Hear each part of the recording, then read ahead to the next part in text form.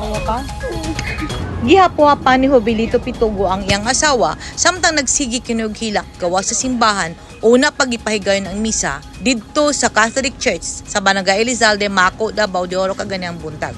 Si Chad Loren Pitugo, usa sa 71 ka mga biktima sa nahitabong landslide niadtong Pebrero 6 didto sa Zone 1, Barangay Masara, Davao de Oro.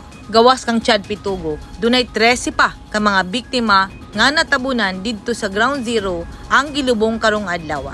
Ang batang si Chad, 17 anyos, grade 12 student nga taga Barangay Mainit. Misaka kini sa Masara aron lang mo charge sa iyang cellphone. Apan pagawas nini sa lugar, sakto nga nahitabo ang landslide.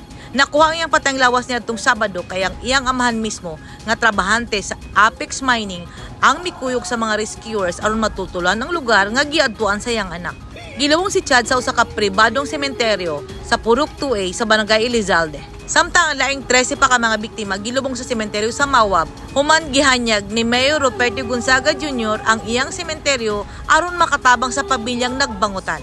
Gusto po na kung matagal sila o maayong pagkaplastar kay pindot na rin sa ilang katapusan higayon malubong sila sa sementeryo. So akong gi-abrihan, gani akong gi-reserva o si ka anikom para sa kanaba ipanaw nga wala gidahok na kaigsuon na nato sa Masara landslide. So 3 ka bangag sa ito ang itso ang ito ang offer para sa ilaha. So karon makuhaan sa kay 3 man ang ilubong, so i-offer pa rin nato bago na itong ipatuwa. Sumala ni Davao de Oro Governor Dorothy Gonzaga.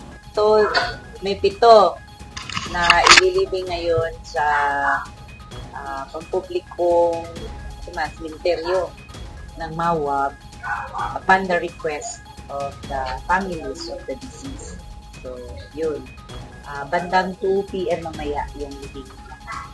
Sa 78 ka biktima nga nakutkot, 50 na ang nailhan samtang nagpabiling 17 ang wala pa mailhi og 42 pa ang gipangita hangtod karong mga takna. Suma total, 71 na tanan ang nakutkot sa Ground Zero. Karong adlaw, search and retrieval operations na ang gipahigayon human gipirmahan ni Mayor Arthur Voltaire Rimando ang executive order nga undangon na ang search and rescue operations ug search and retrieval operations na ang ipahigayon. Gikan nini sa Mako, Davao de Oro. Edith Kadwaay, News 10 Philippines. Stay safe!